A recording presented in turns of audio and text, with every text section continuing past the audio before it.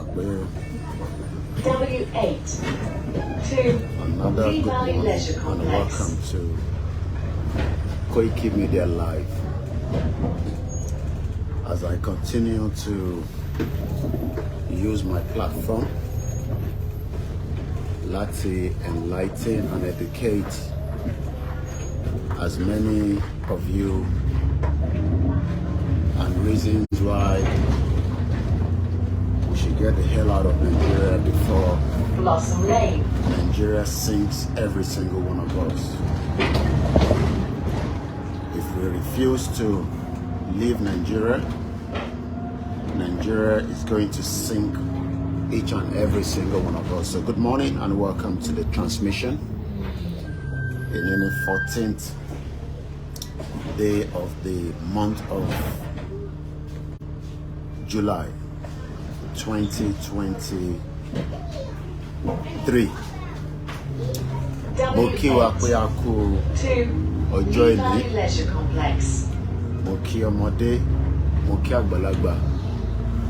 A kí Ọlọ́run ọba Elédùmarè tó ń pa wá mọ́ lójoojúmọ́ torí pé ìntàgbé dání ọ̀pọ̀lọpọ̀ ló mọ risk ẹ̀, but àwa ti gbà fún Ọlọ́run pé bí àṣà bá mi gbowó ṣà á ní Ọlọ́run ló ní ẹ̀mí òun, ìntẹ́ bá fẹ́ fi wá ṣe òun ní kẹ́ tètè ya fi wá ṣe. But one thing is, kò sẹ́ni tó lè stop ìrìn àjò tí a decide pé òun la fẹ́ máa gbé dání. Nigeria ti wà ní depression stage, ó ń sink lójoojúmọ́, but àwọn tó wà nínú Nigeria, they don't seem to get the message. Why? I don't know. A lot of Nigerians believe that miracle kan máa wáyé tó máa rectify gbogbo problem tí a máa highlight ní gbogbo ìgbà. But one thing I can say is that kò sí bí ẹ ṣe fẹ́ parọ́ fúnra yín,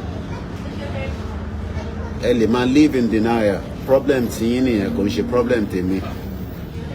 Like I always say, I am 6,000 kilometers away from that contraction. Yes, àwa náà ní family ní Nigeria, but ẹni tó bá fẹ́ gbọ́ kó gbọ́, ẹni tó bá dẹ̀ fẹ́ gbọ́ kò sí nǹkan tá lè fi ṣe. A ti sọ fún yín títí pé kò sí nǹkan kan tó ń jẹ́ Nigeria, contraction ni. Ẹ bá gbàdúrà títí láti ìsìn títí di another 200 years, kò sí miracle tó lè wá solve a problem tó wà nílẹ̀. Nigeria is completely dead. But as at èní nísìn, èní ní 14th, owó ti di 1,040 naira. Kò wá sílẹ̀, ó lọ sókè.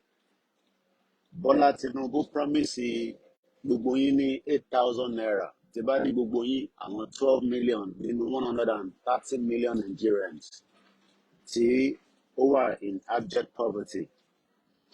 Èmi ò mọ̀ bóyá 8,000 naira ó máa tó yín ná every month fún 12 million families. Ìyẹn kò sí wà tí government ẹ lọ́wọ́, kò sí tó kàn mí pẹ̀lú yẹn. Kí gbogbo yín ẹ̀ ṣe. Lákọ̀ọ́kọ́, bàbá rẹ̀ tó ní support tó fẹ́ ṣe fún wa, ẹ má fi dáwọ́ dúró, torí pé tẹ́ bá wo statistics tí a release láàárọ̀ yìí, it shows that more people are listening to Koikimedia, and the more tá bá lè reach, the more ni message yẹn máa travel désàlẹ̀. Ẹ rí pé mo ti release data kan láàárọ̀ yìí.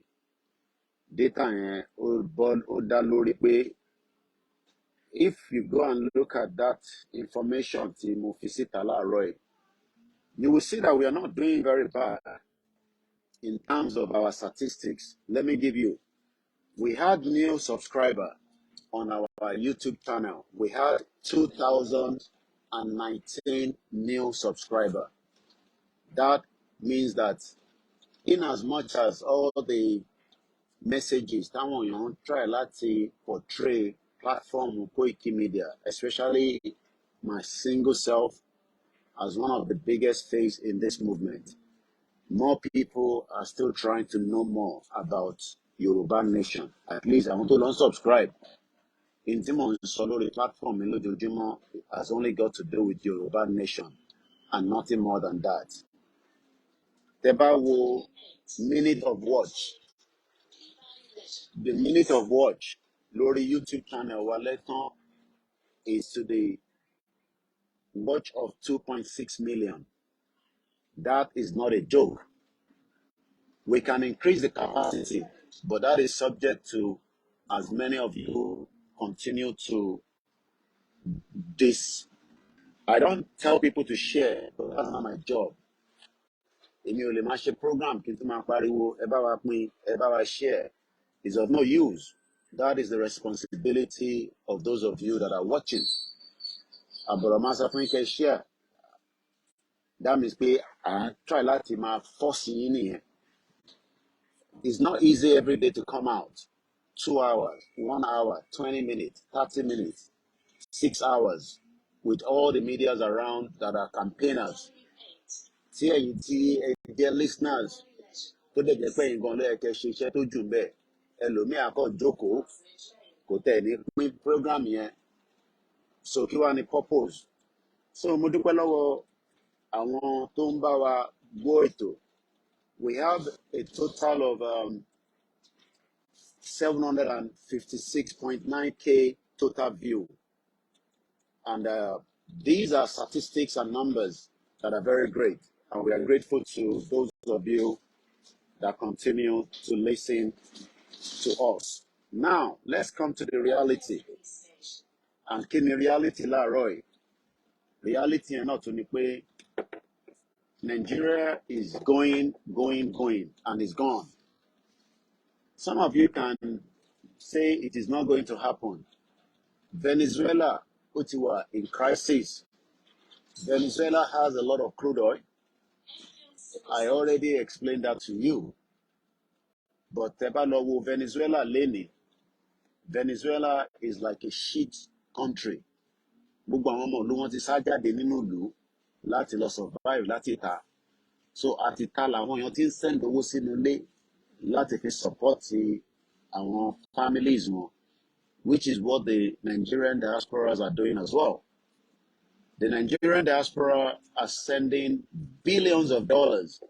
Kódà mo ti gbọ́ pé CBN gan ti ní kó máa fáwọn èèyàn ní náírà nísìn.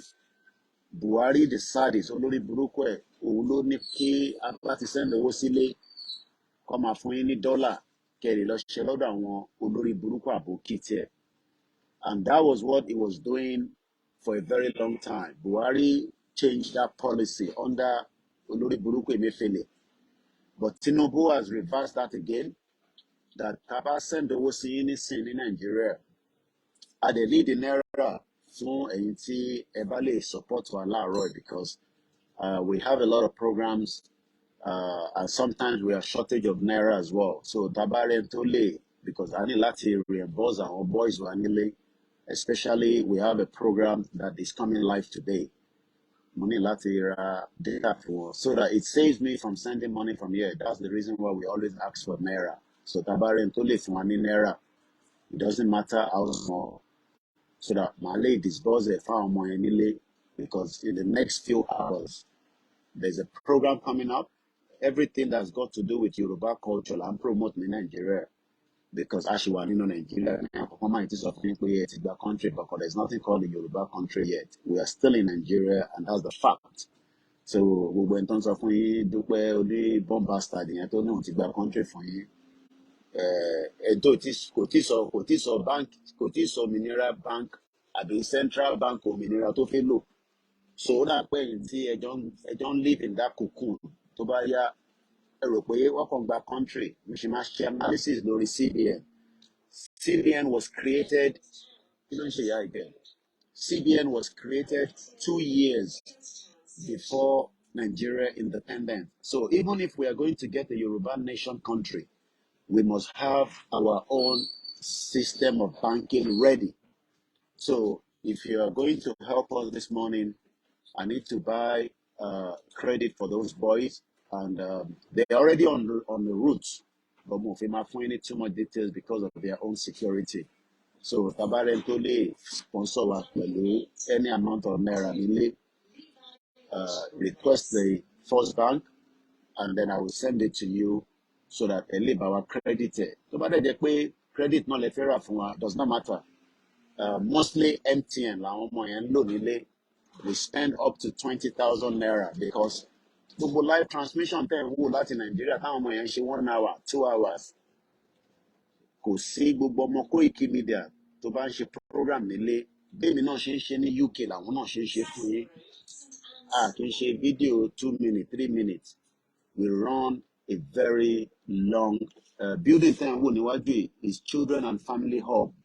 Wàá lọ síbẹ̀ wàá support ẹ pẹ̀lú problem tó bá ní pẹ̀lú àwọn ọmọ àbí children, but unfortunately all this doesn't happen in that contraction. So if we have anyone at home that wants to help us today is a live transmission. The only way I come out and ask for support is this way. I don't have a Nigerian number. I don't communicate through Facebook. Bastard.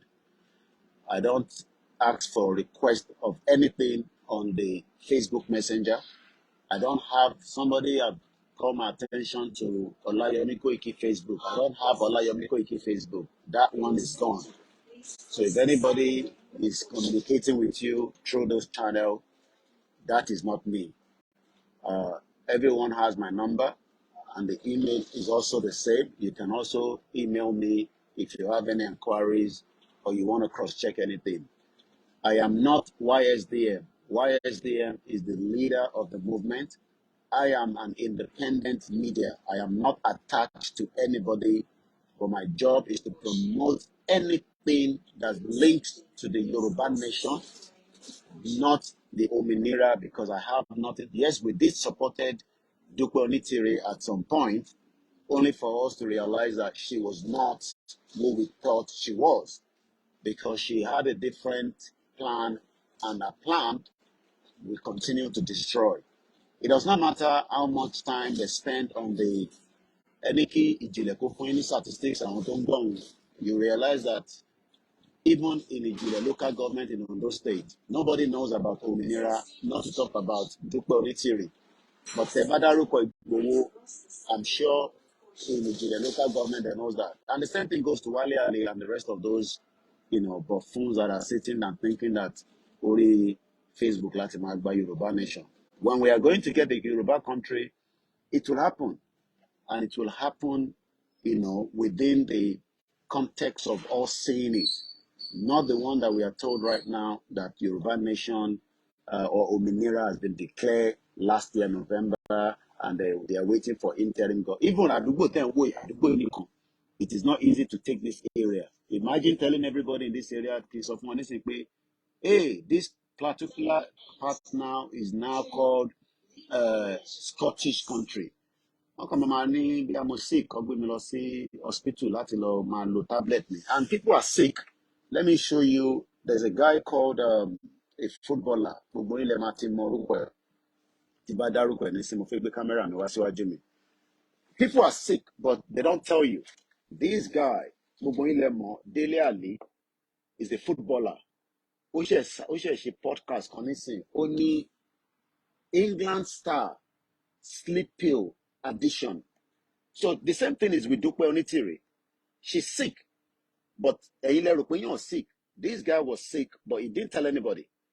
Now he's taking medical treatment in America. Ó wà ní mental rehab. So gbogbo iti Dupe Onitiri tó ń sọ fún yín yẹn, èyí tẹ́ ń gbọ́gbọ́n ti ń sick tẹ́ bá mọ̀. You are getting sick. So nígbà tí mo ka this particular, this guy is a footballer. Ó ti play for England. Ọmọ Yorùbá ni, but Nigerian, British born, as they will say. Dele, it is problem in the football. Ono was sexually abused at 6 years old. at the moment now is in a rehab, tó ń gba treatment. Brave soccer star Dele Ali has revealed he spent 6 weeks, oṣù mẹ́fà, no, ọ̀sẹ̀ mẹ́fà, in a rehab to kick addiction to sleeping tablets. And he has opened up on his childhood and sex abuse trauma. He's 27 years old. He has capped 37 times by England before a dramatic dip in form in 2019 when he was facing a major hip surgery. Also, I was in a bad place, just like Duponitiri. Duponitiri is in a bad situation, but Kofi admitted both ní mental problem. Ó dẹ̀ ní láti lọ sínú rehab kó tọ́jú ẹ̀. So gbogbo ẹ̀yin tí wọ́n sọ fún pé mo ti gba country, Ọlọ́run ti ṣe àti wà nínú country tiwa àti wà nínú òmìnira. But yet, lára intan fi mọ̀ pé èèyàn máa gba country ni pé you must have your own banking system. You must have your táwa gan bá fẹ́ gba country, táwa bá ti ní banking system. Well, that means we are joking. We are, Biafra gan ẹgbọ́n Simon Ekpa lánàá. Biafra gan tó yẹ pé wọ́n bá gọ́ọ̀mẹ̀ntì fan tó tán lẹ̀. Wọ́n tí sọ pé àwọn ti gba country yẹn délẹ̀. All they are operating now is just government in exile. That is Biafra. And tẹ́ bá wo stage down Biafra wà presently, you will know that they are not joking. Freedom is not a joke anyway. It's either the government sit, Muma response, say, what is send the video, àwọn Yorùbá kan àtàwọn Igbo kan tó lọ sí Finland embassy l'Abuja, telling Biafra or Simon Ekpa should be arrested and all this nonsense. Look, Finland cannot arrest Simon Ekpa. The least the government can do is bring everybody on the round table and discuss whether everybody wants to remain in this country or not. So all these, Simon Ekpa that everybody is shouting. If you don't want Simon Ekpa to do what he's doing, bring them on the round table, have a discussion, have a negotiation, and let them decide if we don't want them to be part of Nigeria, let them go. So especially I saw some of these hypocrite like Yoruba. Anyway, I've known that from day one. Hypocrite, you don't want Biafra, or you don't like the Igbos, but yet you still don't want them to go. Is that not crazy? I see your comments. You try to, some of you know that I will see those comments, but at the end of the day, you are all hypocrites. We don't like each other. I don't like Igbos, they don't like me. But let everybody go. And I will decide if I want to go and live there or not. If Biafra land is better than Nigeria, I will go and live there, where my life will be secured. I was looking at the statistics that my boys put out yesterday on our news page. More than 18,000 people have been displaced in Plateau State in the last 3 months. These people have lost their territory. More than 500 or less than that, just a little bit less than that, have died in Plateau State in 3 months. So when the Biafra are now telling that we don't want to be part of Nigeria anymore, why not let them go?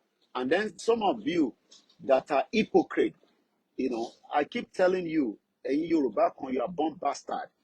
If Simon Ekpa says that there will be seats at home in Lagos, what has that got to do with you? Ìwọ ló máa sọ fún Igbo tó ń tajà ní Alaba tó bá dóhùn lọ sí shop. Are you going to go and force them to come out? You think they are like us? I have told you, the Biafra are not joking. This is not 1967.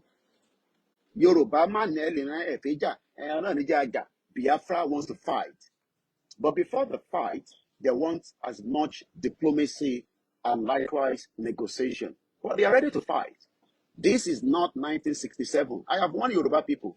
All these, the Biafra, I saw some of you hypocrite bastards.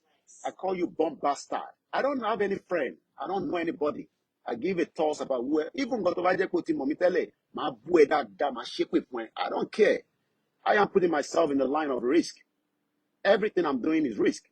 I could be killed anytime before what I'm doing. So I give less concern about whoever the fuck is trying to tell me, oh, Koikimedia sort of buy, sort of buy. What the fuck are you to tell me that? And this message is not, please don't play this particular video in front of your children because we're all adults here. And using the word F word is nothing. So don't come and tell me, I am putting my life at risk. You think that because I live in UK, I cannot get killed. So don't come here and be telling me, the Biafra will leave us behind. And that's the fact. If you know comfort don't heal anyone, I go out every day and I know what can happen. So you think that the British are happy the way we are delivering all this message every day? They don't want a choice there. And there's still going to be a lot that we reveal, but it's not for public consumption now. Every power, no, we're not going through things that, we don't want to share with the public. So you think that, they just see us and they just look. It's because we are not doing terrorism. And that's what Dupe wants to force us into. So that they can label somebody like me as a terrorist. I am not a terrorist. I am a freedom fighter. I am a journalist. I am an activist. And we have the right. Just as the Scottish have the right. So all these issues of Simon Ekpa, don't bring sit at home to Lagos. Who the fuck are you? We are still in Nigeria. Simon Ekpa has the right to control the Igbo people in Lagos State. You don't tell them what to tell his people. If his people say we are going to sit at home, definitely not all of them are going to sit at home anyway. Even the sit at home, we know that some people still go to work. Some people still, it's only that, there's a lot of infiltration in their movement as well. These are the people that are trying to convince others, hey, come out. And when they come out, you think all the guns that you are seeing every day, what does it matter? I just try to avoid, talking about guns all the time. But terrorists are fighting you with guns. And you are there saying, Jesus Mabanyishi or Nabi Mabanyishi. Okay, fine.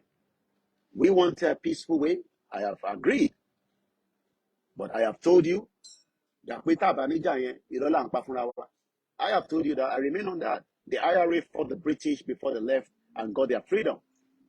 Àwọn èèyàn gbé AK-47 wọ́n pa yín lójoojúmọ́ nínú village yín ẹ̀yin pé Jésù ẹ̀yin pé Ànábì Muhammad ṣé ìyẹn ló máa solve problem. But now that Tinubu is there, he has declared state of emergency for food security. A good initiative, because how can people be hungry when we have a land? It doesn't even add up. It's crazy. Every day people are hungry, and then we have land all over the place. People cannot grow food because these Fulani terrorists continue to to infiltrate us. So I hope that the message this morning is clear.